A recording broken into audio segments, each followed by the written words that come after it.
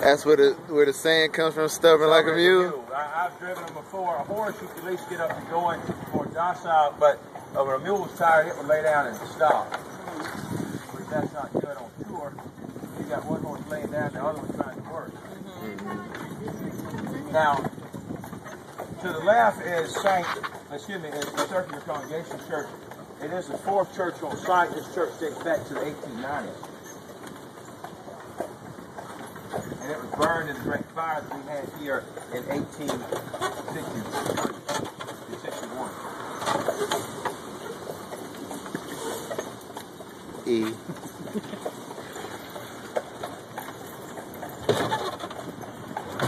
The fire of 1861 burns a good bit of the city. And this was during the time of the war between the states. However, that had nothing to do with the war. It was an accidental fire. And a lot of buildings were burned during this time. Over 66 homes went up in flames. The building up here on the right, the Mills House Hotel, was not one of those buildings. That building was actually saved by some folks. They waterlogged the hotel and had it fixed. Wow. So it's stayed there through the 1850s, not through the 1960s. What you have to the right is fairly new. It's from the late 1960s. It's a replica of the 1850s Mills House. The balcony is the original. The balcony was taken out and put in storage when they did the replica of the original Mills House.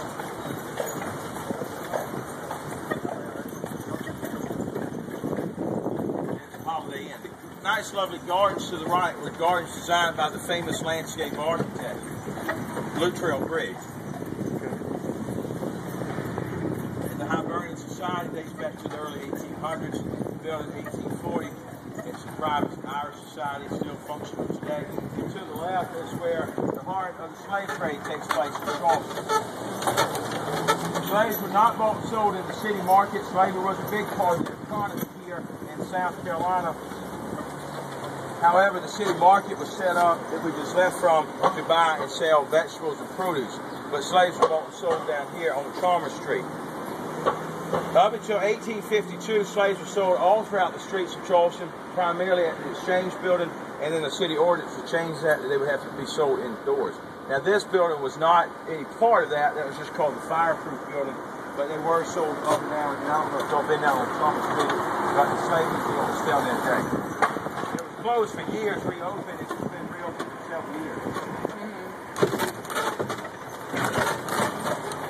Straight ahead is one of our churches. Charleston is nicknamed the Holy City. We have over 180 places to worship on the peninsula. And so we are coming up to what's known as the Four Corners of Law. We have God's Law with St. Michael, 1752. The federal building up here, 1890s. The state capitol to our right. The state capitol building was the capital of South Carolina up until 1786, and it moved to Columbia. But it was after 1782 and 1783 that we went from being Charlestown into Charleston. And it was folks more so from the upstate of South Carolina, around Greenville, that area that complained that Charleston was too far for folks to travel. And so they looked at more or less the center part of the state, and they looked at Camden, South Carolina. I don't know if y'all have been over to Camden, but that's a pretty little historic revolutionary town. But put it right there on the marsh where the Broad River meets. And so it moved up there in 1786. So you've got St. Michael's, God's law, federal law, state and county law, and city law or local law. And at one time this was the only place that you could actually come and hail, mail, jail, and bail all at one location. Now originally we just left from the city market. The market building was located somewhere over here. Keep in mind the city market was a creek bed at one time up through the 1780s. So there was a wall that brought you into the city on the right hand side. And so all this was the dead part and the major part of the city, not where we just left from. And we're about to cross over into South of Broad in just a moment. That's the rest of the town. Come on.